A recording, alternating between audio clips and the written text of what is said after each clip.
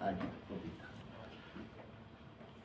Entonces, el otro tema que es importante, que no hemos visto hasta ahora, es el tema de la placenta, ¿no? Entonces, cuando uno habla de placenta, hay tantas cosas que tienen que reconocer de la placenta, tantas cosas. Por ejemplo, por decir, ¿cuánto pesará en promedio una placenta? ¿Cuánto podrá ser? ¿Cuánto medirá el cordón umbilical? ¿Cuánto medirá? ¿Cómo reconocer si esto es la cara placental, la cara materna o la cara fetal? ¿Qué función cumple la placenta? Entonces, en la residencia se desarrolla, el título del curso es feto-placenta. Feto-placenta. A los residentes les enseña este curso de feto-placenta, lógicamente a profundidad. Feto-placenta. Entonces, cuando uno habla de placenta, la placenta viene a ser pues un órgano, es un órgano, considerado un órgano, ¿no? De estructura compleja, y algo particular comparando con otros órganos. ¿Por qué particular? Porque la circulación materna y fetal establecen relaciones muy estrechas. O sea, ¿cómo explicarse que la sangre materna va a pasar al feto? ¿A través de qué? ¿Cómo lo va a pasar?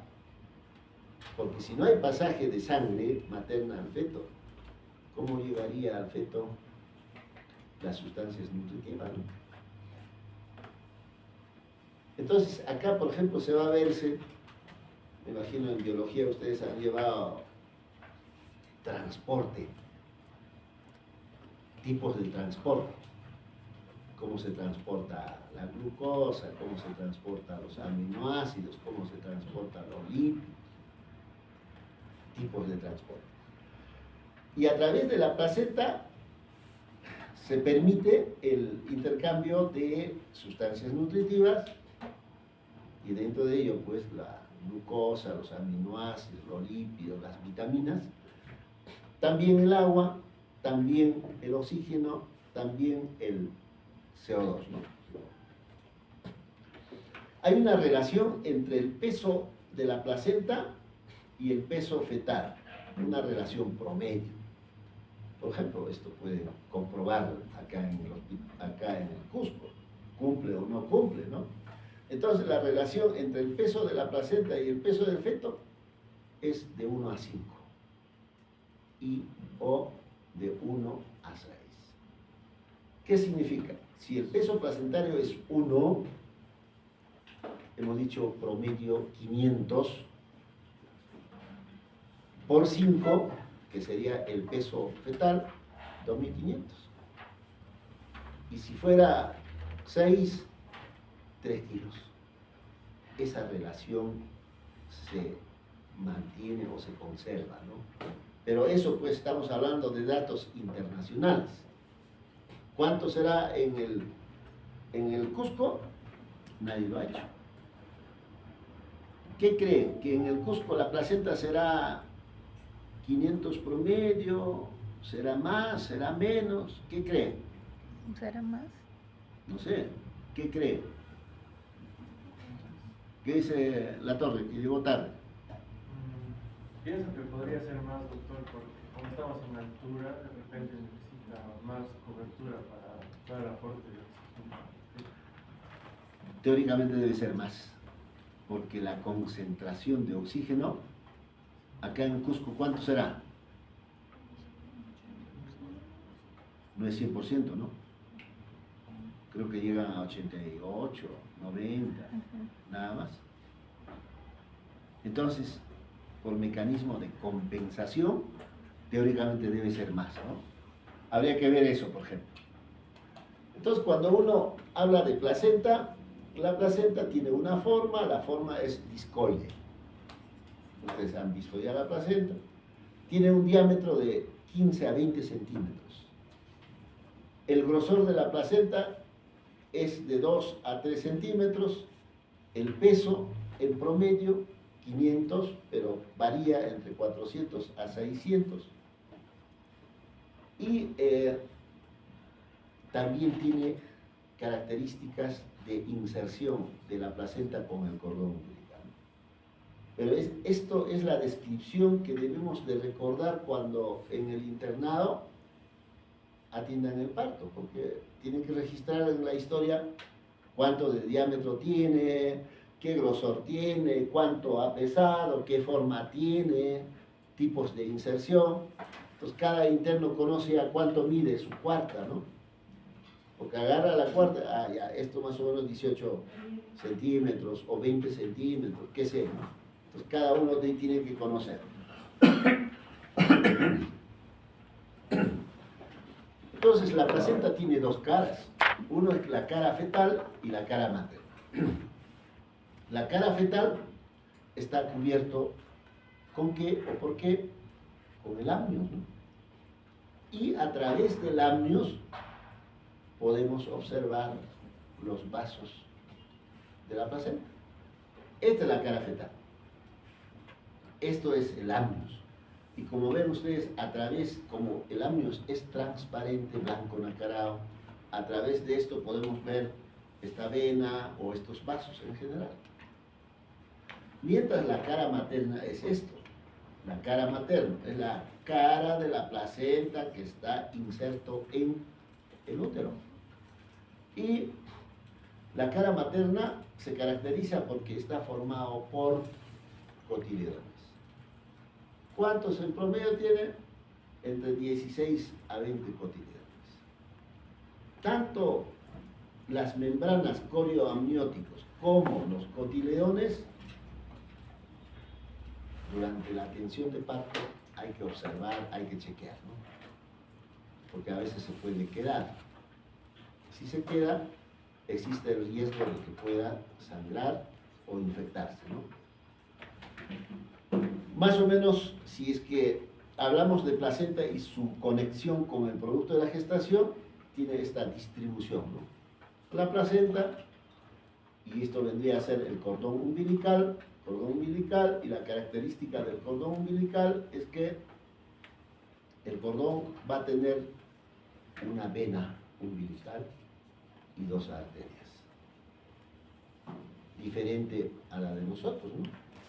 Nosotros tenemos dos venas y una arteria, y acá diferente. Y lo otro es que la vena umbilical va a desembocar en el ductus venoso, en el ductus. Mientras las arterias umbilicales van a ser ¿de dónde? ¿Esto qué será? Esto de acá. Será pues la ilíaca interna. Ahí nace. Y todo lo que es la circulación, ¿no? Entonces, ¿qué función cumple la placenta? Dentro de las funciones, una de las principales funciones es la de barrera. Vamos a ver después, si hablamos de barrera, incluso protege del trauma, protege de elevaciones bruscas de temperatura.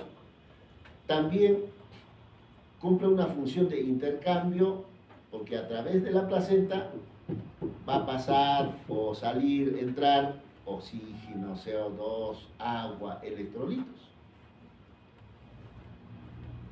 Por eso que cuando la placenta está viejo o vieja, la cantidad de oxígeno que llega al producto de la gestación ya no es lo suficiente. Entonces el producto de la gestación entra en sufrimiento fetal crónico, restricción de crecimiento, oligohidramnios y hasta se puede morirse, ¿no? También permite la transferencia de hidratos de carbono, aminoácidos, lípidos, vitaminas. Y también tiene una función endocrina, ¿no? Función endocrina. Porque a través de la placenta también tiene una función de secreción de hormonas, las hormonas que ya hemos visto. ¿A qué nivel se lleva a cabo esta transferencia de lo que hemos mencionado? A través o a nivel de las membranas básculo-sincitial, a nivel sincitial. A ese nivel es lo que se va a producirse este intercambio.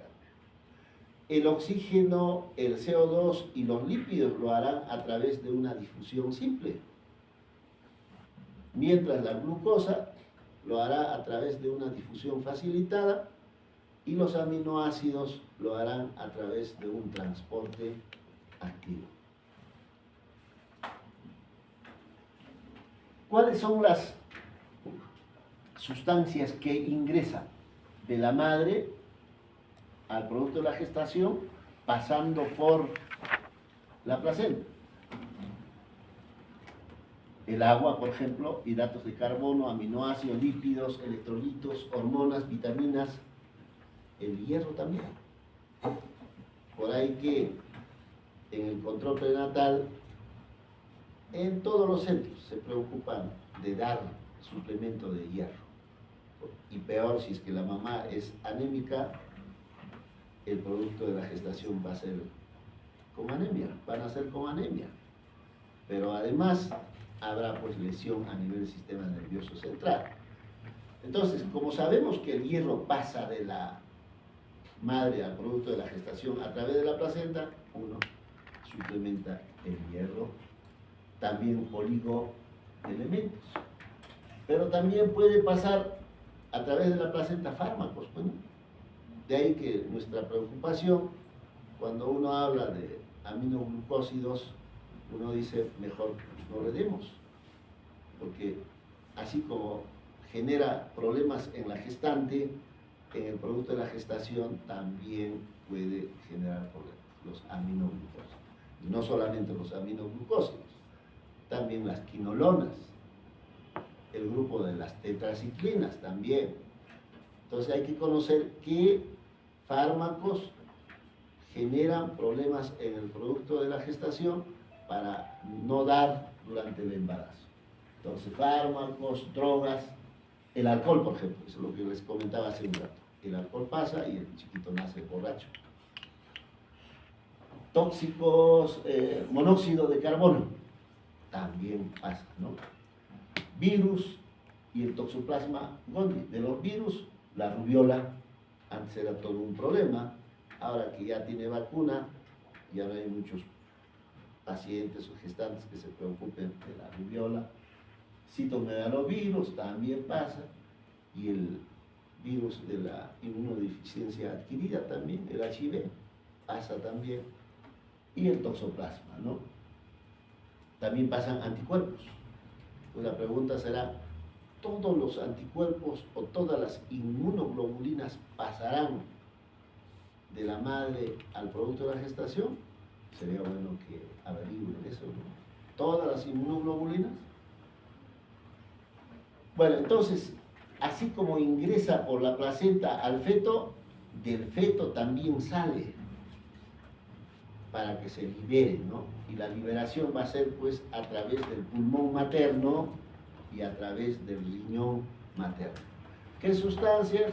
Por ejemplo, el dióxido de carbono, el agua, urea, ácido úrico, bilirrubinas, y también anticuerpos o antígenos de los hematíes. Entonces, por ejemplo, cuando uno habla de incompatibilidad de grupo, porque hay dos tipos de incompatibilidad, de grupo y de factor. El que genera más problemas es el de factor. Estamos hablando de RH. Entonces las mujeres que son RH negativos y esposo RH positivo, mala suerte, el producto de la gestación RH positivo, va a haber problemas, ¿no? ¿Por qué? Porque también a través de la placenta pasa este tipo de sustancias. De las hormonas que ya hemos visto, la hormona más importante, más usado en obstetricia será la gonadotrofina coriónica, pero sin embargo hay otras hormonas como la tirotropina coriónica humana, corticotropina coriónica humana, somatotropina coriónica humana, también lactógeno placentaria. En otras palabras, la placenta produce hormonas que normalmente nosotros producimos a nivel de la hipófisis, pero también produce hormonas que normalmente nosotros producimos a nivel de el hipotálamo. Entonces son todas estas hormonas, lógicamente de todas estas hormonas el que más se utiliza, se investiga y en la clínica es la hormona gonadotrofina coriónica y el lactógeno placentario también. Entonces, cuando uno habla de placenta, el diámetro del cordón umbilical está inserto, está asociado, relacionado con el cordón umbilical. El diámetro del cordón es de 1 centímetro a 2 centímetros, tiene una longitud que puede variar de 30 a 90 centímetros. Y el cordón umbilical va a presentar 2 arterias y una vena, ¿no? 2 arterias y una vena que están rodeadas. Prácticamente el cordón umbilical, casi el 90% es tejido colágeno, ¿no? ¿Cómo se llama eso? Embriología, me imagino que se ha dicho. Gelatina de Wharton. Gelatina de Wharton. Y este cordón umbilical a menudo forma curvaturas y nudos. Y cuando uno habla de nudos, en el cordón umbilical van a encontrar, claro, revisando en los textos, ¿no? Hay 2 tipos de nudos: falsos nudos y nudos verdaderos. ¿Cuál es la diferencia entre uno y otro? Los falsos nudos, en los falsos nudos no se compromete la circulación. Por lo tanto, el chiquito feliz, ¿no? Pero en los nudos verdaderos hay compromiso de la circulación. Por lo tanto, puede entrar sufrimiento, puede orbitar. Los falsos nudos sería como esto de acá.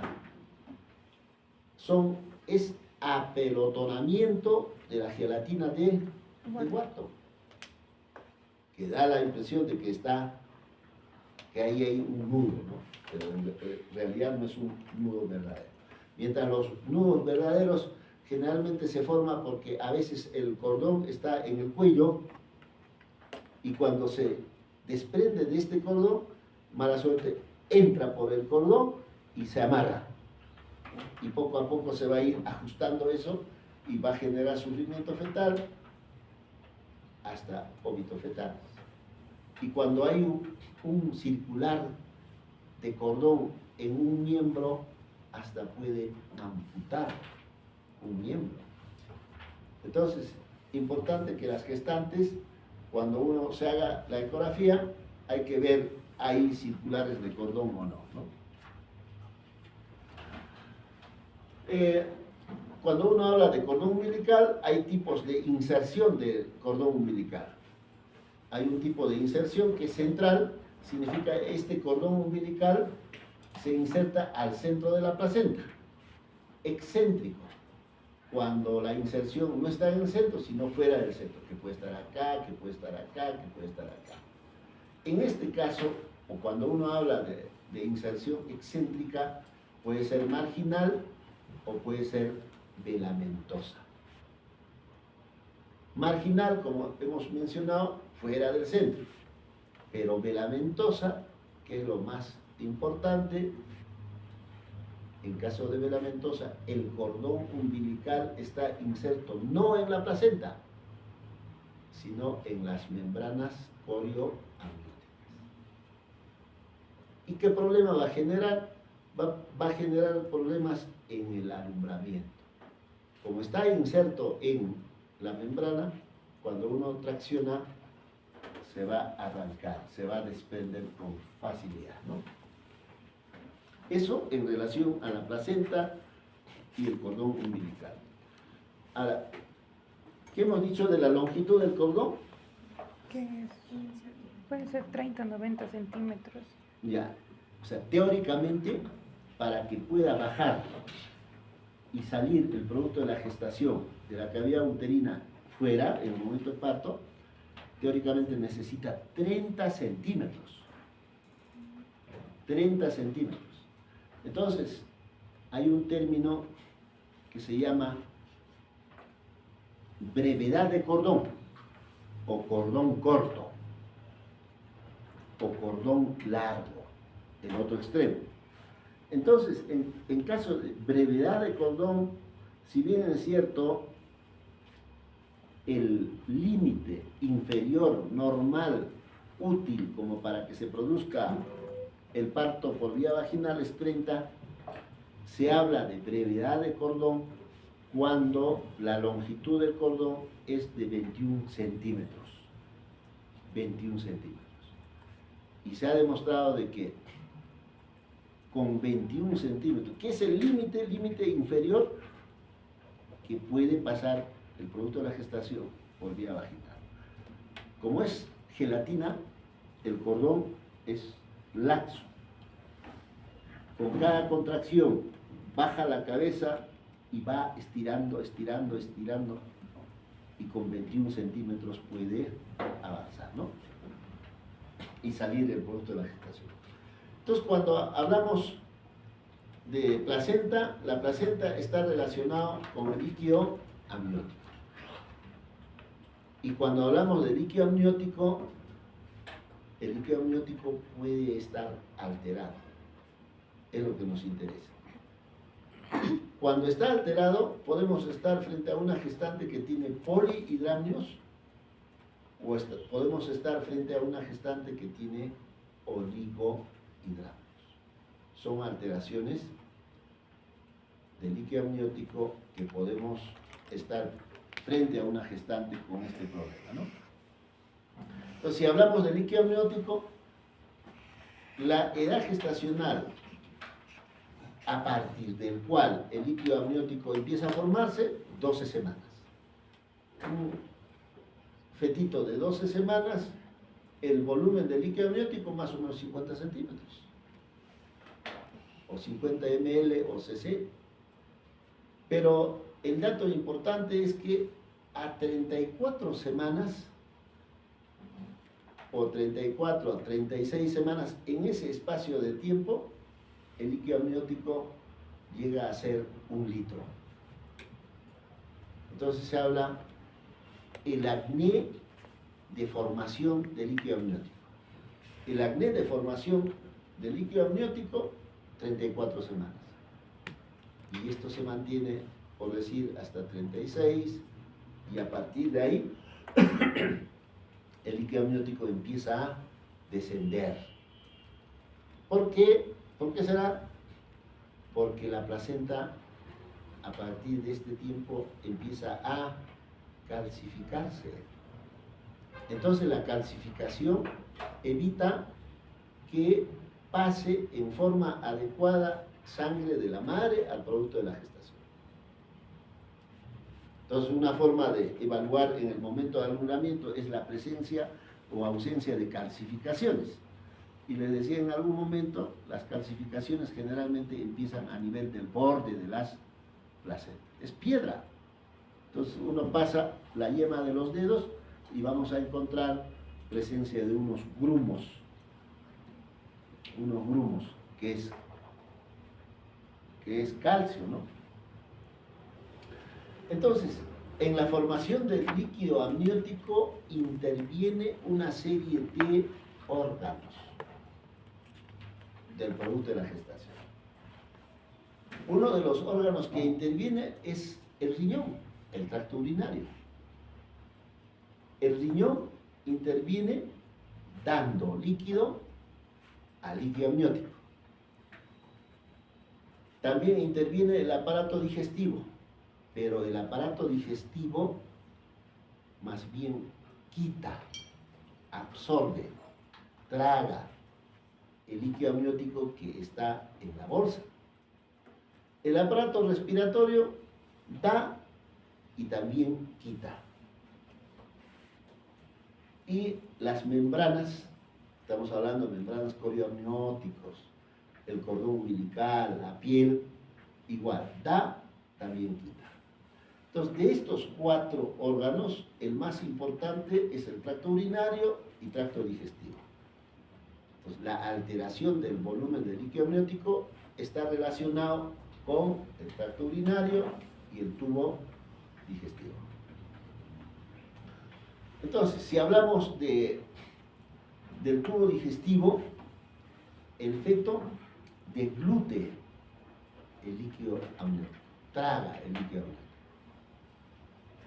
Entonces, se ha visto que a las 16 semanas de embarazo, el feto deglute 7 ml por día a las 16 semanas. Y un feto a término deglute en promedio 500 ml por día. 500, es bastante, ¿no? Medio litro. Y ese 500 que deglute en un día, al segundo día ya sería 1000, ¿no? ¿Por qué no se hincha la barriguita, la vejiga? ¿Por qué no será? Porque el aparato digestivo lo quita. ¿Por qué será? ¿Qué piensa? ¿Qué es hepalómino? Igual que nosotros, ¿verdad? El tracto urinario. Trago, degluto, el agua se reabsorbe, ¿no? ¿A qué nivel en nosotros, igual en el feto? ¿A qué nivel el agua se absorbe? El electrolito se absorbe. ¿Dónde será? Intestino delgado, ¿no? Intestino delgado. Entonces, es todo un círculo, ¿no? Deglute, pasa otra vez, regresa otra vez el líquido a su organismo, orina, otra vez deglute, orina, otra vez deglute. Entonces, en promedio, en un día, un feto a término, 500 por día.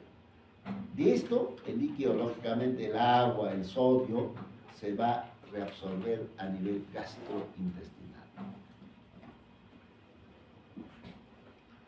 Sistema respiratorio, el líquido puede ser excretado. O sea, los alveolos, las células de los alveolos, secretan agua y a partir de ahí, por la tráquea y la cavidad oral, llega el líquido hacia el líquido amniótico. Pero a la vez, lo que traga, porque hay movimientos respiratorios, ¿no es cierto? Entonces, a través de los movimientos respiratorios, el agua entra hacia la tráquea, a los alveolos, y también a ese nivel se reabsorbe. Y justamente esto que las vías respiratorias excretan agua, es que a través de este líquido que se excreta hacia el líquido amniótico, utilizamos para dosar ciertas sustancias en el líquido amniótico, para dosar. Y a través de este dosaje yo puedo decir, por ejemplo, si el pulmón del feto ya está maduro o no está maduro. Hay una sustancia que se llama el fosfatidilglicerol, que tiene que ver con madurez pulmonar. Entonces, en caso de RPM, por decir, no sé quiénes han ido el día lunes al hospital, Lorena, ahí el residente hablaba, existen sustancias que puedo buscar en el líquido que está en el fondo de saco. En ese líquido que está en el fondo de saco, si es líquido amniótico, busco fosfatidilglicerol, acá habla de fosfolípidos. Si encuentro, ¿qué significa? Dos cosas me dice. Uno, que realmente hay RPM.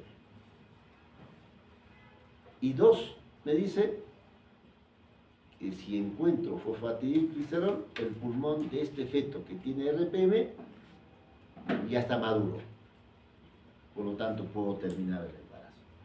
Entonces, la secreción de líquido de vías respiratorias incrementa el volumen de líquido amniótico y a la vez hay sustancias que puedo utilizar para investigar en el feto, ¿no? La piel, por ejemplo, participa también en la formación de líquido amniótico. Entonces se ha visto que la piel es permeable al agua y solutos hasta 25 semanas de embarazo. ¿Y qué pasará después de 25 semanas? ¿Qué se les ocurre pensar? Entonces, hasta 25 semanas, a través de la piel, se puede obtener 25 a 50 ml de líquido por día. Aporta esa cantidad. Entonces, después de 25 semanas, ¿qué pasa? Ahí tendrían que recordar ustedes un poco de histología, ¿no? En histología, tipo de piel, o sea, células de la piel. ¿Cuántas capas de células tiene la piel? ¿Cuántas capas será? ¿Cuáles son? No, esos son capas de la piel, capas. Células de la piel. Células. Entonces, esas células, a ver, para simplificar, entonces uno se preguntará, ¿por qué a partir de 25 semanas ya no interviene? ¿Por qué? Porque ya se ha formado la capa córnea. La capa córnea. Porque una de las capas celulares de la piel es la capa córnea. Entonces ya la capa córnea ya no permite el pasaje de líquido tanto adentro como fuera, ¿no? Y los riñones empiezan a formar orina, por lo tanto colabora con la formación de líquido amniótico desde 11 semanas. A los 18 semanas se forma 7 ml de orina por día, 25 semanas 60 ml de orina por día, lógicamente al término 600 ml de orina, 600. Es lo que entra a la membrana corioamniótica, al líquido, pasa a formar parte del líquido amniótico. Y a través de los riñones, lógicamente, también ingresa sodio, urea, que son sustancias osmóticamente activas. Entonces ahí ya también interviene a través de la diferencia de presiones osmóticas, ¿no? En lo que respecta a composición de líquido amniótico, agua, lógicamente, en el 98%, solutos, bueno, hasta 2%. De los solutos, ¿qué encontramos? Cloro, encontramos sodio, potasio, calcio, magnesio. Una cosa similar a sustancias o solutos que tenemos en la sangre, ¿no? Entonces, haciendo un resumen, si hablamos de composición de líquido amniótico, vamos a encontrar solución acuosa, agua, ¿no? Compuestos orgánicos, sales inorgánicos también. Si hablamos de orgánicos, será pues en líquido amniótico hay glucosa. También hay inorgánicos, el sodio, potasio, calcio, magnesio. Y también hay enzimas, ¿no? Y los aminoácidos, las hormonas. Por ejemplo, una de las sustancias que encontramos que es útil para hacer diagnóstico es alfa-fetoproteína, una proteína que se llama alfa-fetoproteína. Cuando esta sustancia está en concentraciones elevadas, en otros países ya determinan tempranamente que hay un defecto a nivel del tubo neural. O sea, hacen una amniocentesis, dosan esta proteína. Si está elevada, entonces dice que acá hay un problema de cierre del tubo neural. Pero si hay concentraciones bajas, está relacionada con trisomía 21. pero para ello hay que hacer amniocentesis. Dentro de las funciones de protección, el líquido amniótico es bacteriostático. El líquido amniótico es bacteriostático. Entonces hay una diferencia en farmacología, sustancias o antibióticos bacteriostáticos y bactericidas. Entonces, ¿por qué bacteriostático? Porque el líquido amniótico vamos a encontrar inmunoglobulina M, la G, la M, la A, citocinas, fibronectina, lisocimas, enzimas, que van a controlar la reproducción de las bacterias, ¿no? Pero también a este nivel va a haber suplemento nutricional, porque nos dice que en la orina es rico en proteínas. De ahí viene lo que es orinoterapia, ¿no? Entonces, como el feto deglute agua, el líquido amniótico, y como en el líquido amniótico hay sustancias nutritivas como aminoácidos, glucosa, para el feto eso es una sustancia nutritiva. Aprovecha lo máximo. Pero el líquido amniótico también interviene en el desarrollo gastrointestinal, musculoesquelético, pulmonar. Entonces, cuando las membranas se rompen, hay RPM, edad gestacional temprano. Por ejemplo, 26 semanas, 28 semanas, y que la pérdida realmente es considerable. Va a haber defectos en el desarrollo gastrointestinal, defectos. Va a haber defectos a nivel músculo esquelético, especialmente miembros superiores e inferiores. Pero también va a haber problemas a nivel pulmonar. Entonces los chiquitos que nacen y viven, por decir, de gestantes con RPM a los 26 semanas, 27, 28, a veces puede tener hipoplasia pulmonar. Hipoplasia pulmonar. Entonces, el líquido amniótico permite al feto moverse libremente, pero cuando no hay líquido, no se mueve. Si no se mueve, va a haber defectos en el desarrollo de miembros superiores, también inferiores. Facilita el crecimiento simétrico del embrión y del feto, simétrico, porque cuando se mueve uno, el otro también se mueve, entonces crece simétricamente. Actúa como una barrera frente a las infecciones, ya hemos hablado de las inmunoglobulinas. Facilita el desarrollo del pulmón fetal normal cuando no hay mucho líquido y el RPM es temprano, hipoplasia pulmonar. Amortigua el embrión y el feto frente a trauma. Por eso se dice, en caso de accidente de tránsito, por ejemplo, el feto no se muere por efecto del trauma, sino por efecto del trauma puede haber DPP, y el DPP sí puede llevar a muerte del producto. Entonces, amortigua frente a un trauma, ¿no? Y controla la temperatura. Puede haber pues una temperatura de 40 grados en el norte, pero la temperatura en líquido amniótico sigue siendo 37 grados centígrados, porque si sube va a vomitarse, ¿no?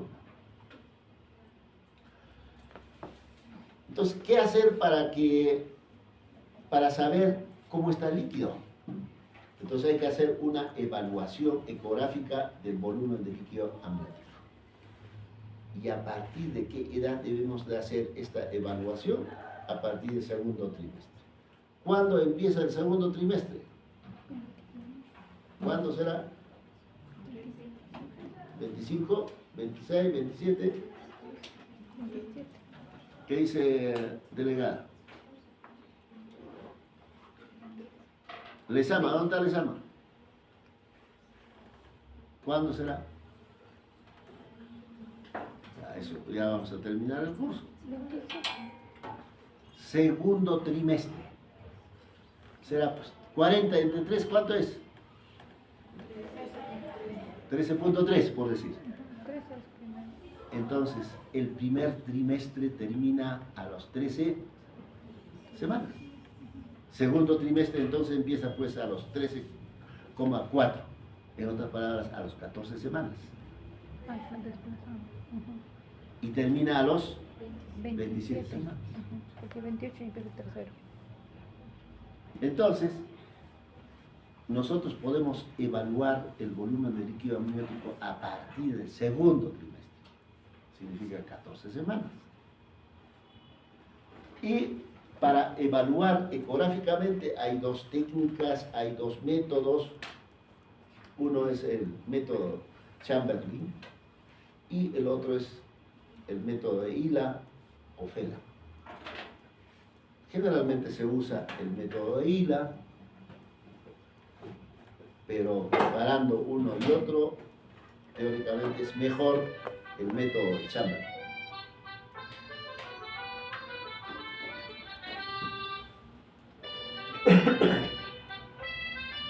Entonces, la ecografía es el método de elección para detectar alteraciones del volumen de líquido amniótico, solo a través de la ecografía.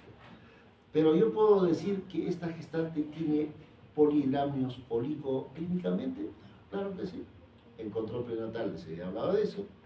Si yo encuentro altura uterina por encima de 35 centímetros, hoy no puedo decir, hoy no será que este feto o esta gestante está cursando con polihidramios.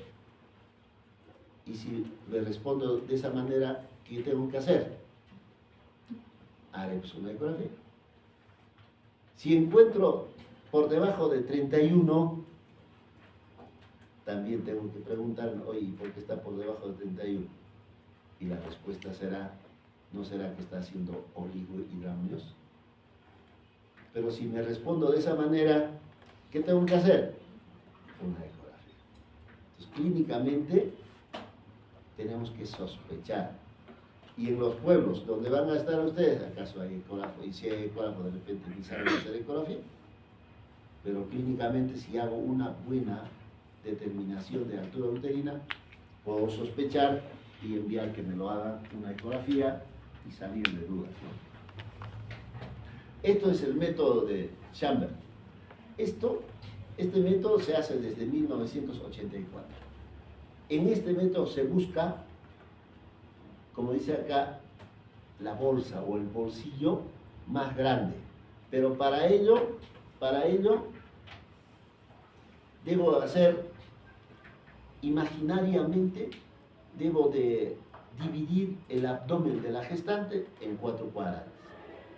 Este es un cuadrante, otro cuadrante, otro cuadrante, otro cuadrante. Entonces, para hacer el método de Chamberlain, debo de medir acá, más o menos tengo una idea cuánto de líquido, mido acá, igual tengo otra idea, otra idea, otra idea. De esto cojo la dimensión más grande en forma vertical. Y cuando hablamos en forma vertical, la medida debe ser en este sentido, ¿no? Es la dimensión más larga. Entonces, solo mido un bolsillo. Y el bolsillo más grande. Mientras en el Hila, sí, pues hay que sumar cuánto de líquido hay acá, cuánto líquido hay acá, cuánto de líquido hay acá, cuánto de líquido hay acá. 4 cuadrantes. Lógicamente los valores son diferentes. En caso de Hila, los valores varían de 5 a 25 centímetros cúbicos. De 5 a 25. Si encuentro por encima de 25, será polihidramios. Si está por debajo de 5, será oligohidramios. Entonces, cuando uno habla de Hila, hay que clasificar, el líquido está normal, está en oligohidramnios, está en polihidramios. Normal será pues de 5 a 25 cm, oligo por debajo de 5, polihidramios por encima de 25 cc. Entonces, cuando uno habla de polihidramios, lógicamente uno dice polihidramios cuando el volumen de líquido está por encima de 25. O si hablamos en función de ml, será 250 ml, por encima de 250. Entonces, el volumen de líquido amniótico que supera el rango normal para la edad gestacional. Si hablamos en función de Chamberlain, es mayor de 8. Y si hablamos en función de Hila, es mayor de 25. Entonces, para Chamberlain, valores normales es de 2 a 8. De 2 a 8. Por encima de 8 es polihidramios y por debajo de 2 es oligohidramios. ¿Cuál es la incidencia de polihidramios? Es de 0,2 a 0,7. Significa 7 en 1000 o 2 en 1000 gestantes. Lógicamente, esta incidencia se incrementa cuando uno está frente a gestantes con embarazo múltiple. En caso de embarazo múltiple puede llegar a valores de 7%, ¿no? Para que haya polihidramios, tiene que haber un desequilibrio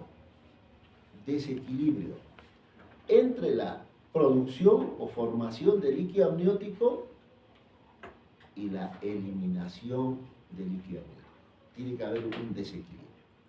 ¿Qué significa este desequilibrio?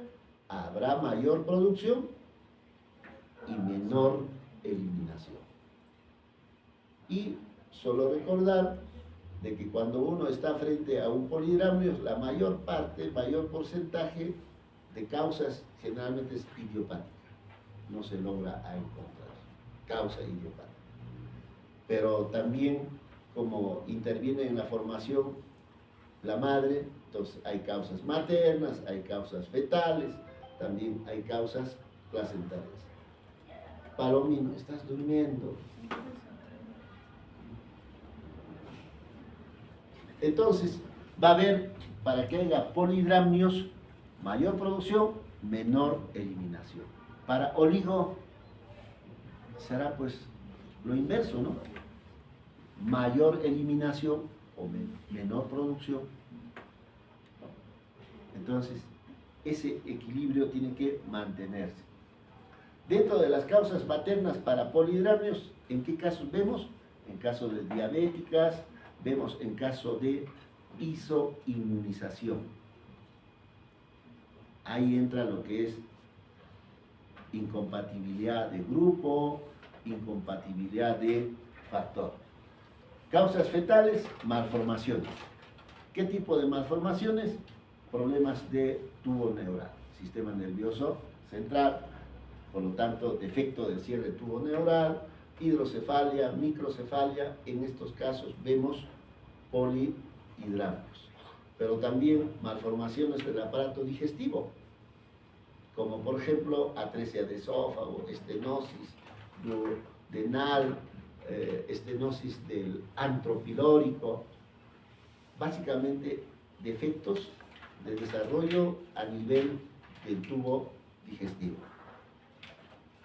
Malformaciones tóraco-pulmonares, hernia diafragmática. Cuando hay una hernia diafragmática, el producto o los intestinos y el hígado pasan a la cavidad torácica. Tanto los intestinos como el hígado del producto de la gestación genera compresión. ¿A qué nivel? A nivel de la tráquea, a nivel del esófago del producto de la gestación. Entonces va a haber polihidramios, ¿no? Y dentro de las causas ovulares se relaciona básicamente a las membranas y a la placenta, corioangiomas, placenta circunvalada, aumento del grosor de la placenta. Hemos dicho el grosor de la placenta es 2 centímetros, pero habrá casos en los que el grosor va a ser de 3, 4 centímetros. En esos casos hay polihidramnios. Otras causas que en la actualidad se ve con menos frecuencia, el TORCH, infecciones, ¿no? Pero ahora se ve menos, el higroma quístico, hidropesía fetal, embarazo múltiple, y como les decía, la causa más importante es la idiopática. Significa el 60% de gestantes que tiene polihidramnios no se llega a saber por qué se ha formado polihidramnios. Solo en 40% podemos encontrar, y dentro de ello las causas maternas, fetales, ovulares, solo 40%. ¿Cuál es el tratamiento? El tratamiento básicamente es prevenir complicaciones maternas y fetales. ¿Qué complicaciones maternas podrá haber? Las gestantes que tienen polihidramnios generalmente va al hospital porque tiene dificultad respiratoria. Tanto líquido comprime al músculo diafragmático, pulmón, y el pulmón, la caja torácica se va achicando, ¿no? Entonces tienen dificultad respiratoria. Entonces la idea es prevenir las complicaciones maternas y fetales. Y una de las complicaciones maternas también es el DPP, ¿no? Y si hay DPP, puede vomitarse el feto. Y si queremos evitar estas complicaciones materno-fetales, hay que hacer pues un estudio ecográfico detallado, o sea, siempre pensando en encontrar esta patología, y además hay que buscar patología metabólica materna. ¿A qué se refiere patología metabólica materna? A las diabéticas, ¿no? Diabetes y cariotipo fetal. Entonces, cuando uno habla de cariotipo fetal, se hace una biopsia de las membranas corioamnióticas, podrá hacerse a las 14 semanas, máximo a las 16 semanas, y a esa edad gestacional uno ya puede determinar si hay algún problema en el producto de la gestación. Y como tratamiento, el tratamiento básicamente se hace en polihidramnio severo, ¿no? Porque polihidramnio leve, moderado, severo. Severo es el que está más relacionado con problemas de dificultad respiratoria, ¿no? Insuficiencia respiratoria. Entonces, clínica materna, porque si es severo, va a haber problemas de dificultad respiratoria, puede haber parto pretérmino, y debe hacerse amniocentesis. ¿Qué significa? Entrar con una aguja y extraer líquido amniótico. Por vez se puede extraer de 1 litro a 2 litros por vez. Extraer líquido amniótico. Pero no deja de tener problemas, complicaciones la amniocentesis, porque puede generar desprendimiento prematuro de placenta, puede generar también, si se rompen las membranas, prolapso de cordón umbilical.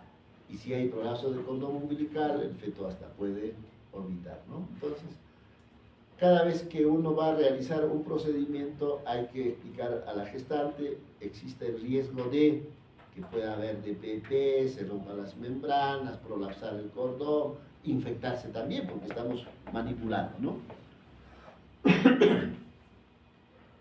Pero también se puede utilizar inhibidores de las prostaglandinas. Y dentro de los inhibidores de las prostaglandinas, de todos los grupos que ustedes conocen, el que más se utiliza es la indometacina.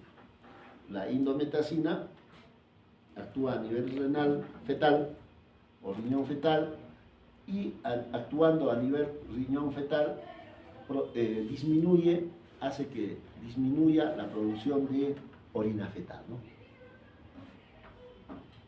Pero cuando uno utiliza la indometacina hay que ir haciendo ecografía para controlar la disminución del líquido amniótico, porque el efecto va a ser a nivel líquido amniótico, tiene que ir bajando, ¿no?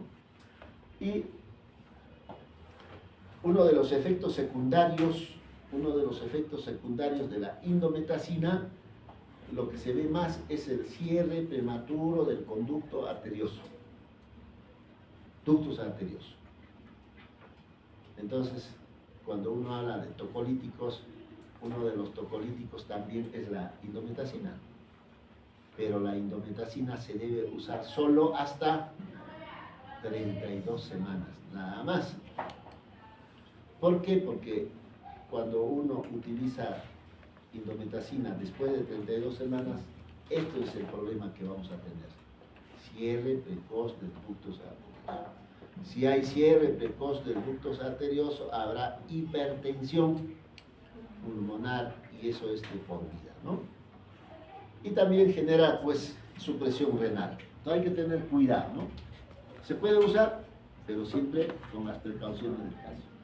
¿Qué complicaciones en caso de polihidramios?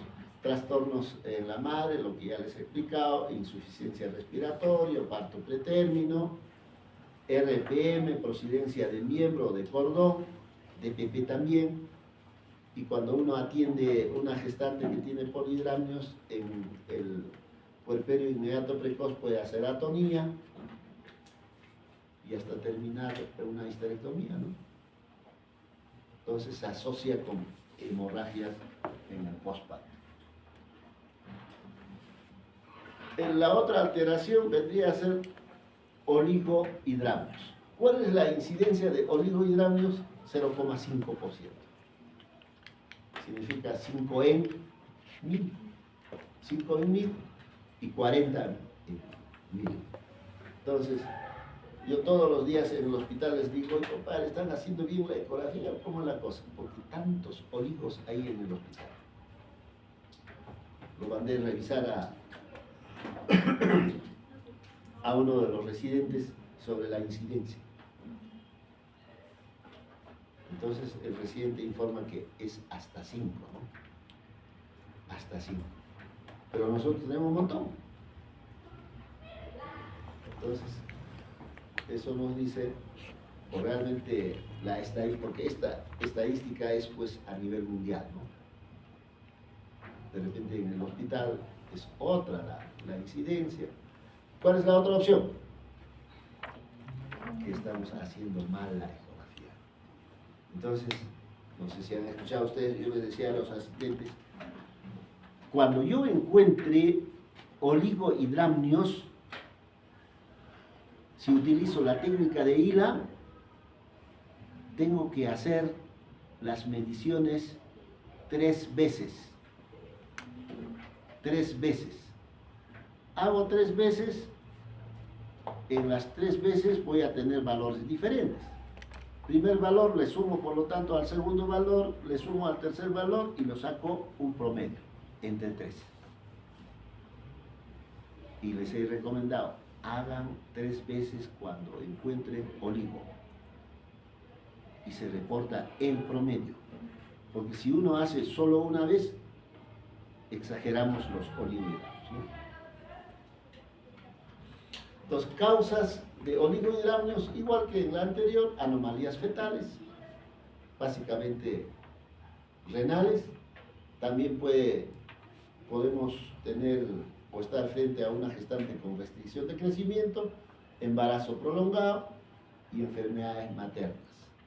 Cuando uno habla de enfermedades maternas, pues diabéticas de evolución prolongada, hipertensa crónica, pacientes con preeclampsia que cursan con oligohidramios, ¿no? Entonces, estas son las causas que se debe de buscar cuando uno está frente a una gestante con oligo. Por eso se le pregunta siempre ahí en el hospital, cuando uno es oligo, ¿y cuál es el factor de riesgo? Porque hay que buscar un factor de riesgo. ¿Por qué? Porque así nomás no hay oligo, ¿no? La causa más frecuente de oligo es RP, ruptura prematura de membranas. Entonces, cuando uno está frente a una gestante con oligo, hay que descartar esta posibilidad. ¿No será que las membranas están rotas? Entonces, hacemos pues todo lo que debemos de hacer para descartar RP. Pero también hay que pensar en restricción de crecimiento intrauterino, malformaciones renales, básicamente malformaciones renales. Entonces uno inmediatamente se va anatómicamente a la zona renal del feto. Entonces, ¿qué hay que buscar en la zona renal? ¿Hay o no hay riñón? No vaya a ser que no tenga. De repente no tiene uno o de repente no tiene ninguno de los dos. Enfermedad renal poliquístico. Esto es lo que se encuentra más. Renal poliquístico. Riñón poliquístico. Displasia renal, obstrucción uretero-pielo bilateral. Entonces a veces puede haber obstrucción a nivel del trígono. Si hay obstrucción a nivel del trígono, ecográficamente puedo encontrar, determinar. ¿Qué tengo que buscar? Tamaño de la vejiga. Si hay obstrucción en la salida de la uretra, la vejiga estará pues distendido, ¿no? Entonces, si encuentro distendido, significa que el riñón está bien, la pelvis renal está bien, los cálices está bien, los uréteres está bien. El problema está en salida de la vejiga. Lógicamente, este tipo de casos, mejor pronóstico, si es que no tiene riñón, mejor pronóstico. Embarazo prolongado, sí, se asocia con oligohidramnios. Embarazo gemelar, cuando uno es parásito del otro. El que es parásito del otro crece demasiado, gordito. El que se deja comer es flaquito. Restricción del crecimiento. A veces se olvida, ¿no? Fármacos, lógicamente, también hay que preguntar a gestantes sobre consumo de fármacos. No vaya a ser que esté consumiendo captopril, enalapril, que son fármacos contraindicados durante el embarazo. Por eso que este tipo de fármacos no se utiliza en preeclampsia.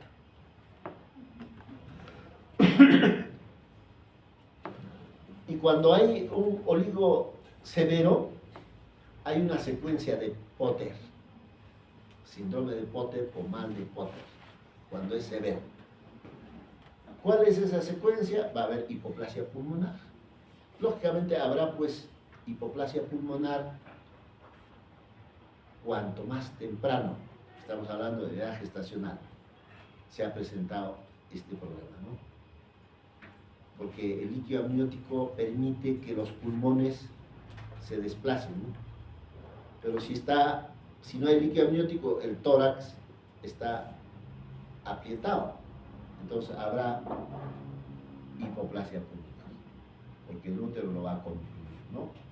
Deformidades en el sistema, en el desarrollo del sistema musculoesquelético, facies de Potter. ¿Cuál es la característica de facies de Potter? Nariz aplanada, orejas de implantación baja, micrognatia, pero también va a haber anormalidades en la posición de los miembros, defectos en la posición tanto de miembros superiores e inferiores. Y también puede haber compresión de cordón umbilical. Por eso que cuando uno está frente a un oligo severo menos de 2, hay que terminar el embarazo. Pero terminar el embarazo no por vía vaginal, sino por vía cesárea. Porque existe alto riesgo de que pueda haber compresión de cordón umbilical y se muere, pues. Este es el facies de Potter, ¿no? Hemos dicho tabique nasal aplanada, las orejas de implantación baja, micrognatia. Y los miembros inferiores con ciertas deformaciones. Lógicamente, esta facies de Potter está relacionado con un feto que no tiene riñón. Puede ser los dos, o multiquísticos, o presencia de quiste a nivel de los. Con eso está, porque es el que está más relacionado con oligo severo. ¿Cuál es el tratamiento? En caso leve es conservador. Hay que ir monitorizando al producto de la gestante a través del perfil biofísico, a través de una ecografía. Pero también, si es que hay oligohidramios y hay restricción de crecimiento intrauterino, valorar la interrupción del embarazo. Pero será pues de acuerdo a la severidad del oligohidramios. Si hay restricción más oligo, pero el oligo es leve, puedo avanzar un poco, ¿no? Si se descarta RPM, porque siempre hay que pensar primero en RPM, siempre hay que pensar en RPM, y no hay anomalías congénitas, anomalías estructurales, estamos hablando de que no hay problemas en los riñones, se puede hacer amnioinfusión, contrario a polihidramios. En caso de polihidramios, sacamos agua. En caso de oligo severo, en la que he descartado RPM, he descartado malformaciones congénitas a nivel riñón, entonces probablemente sea idiopático y puedo realizar amnioinfusión, o sea, introducir suero fisiológico. Y con eso mejoro y puedo seguir avanzando con el embarazo, ¿no? Muy bien, hasta ahí será. ¿Qué faltaba, delegada? Ayuda más, ayuda más. Creo que sílabos, ¿no? Sílabos. Doctor, nos iba a dar los temas.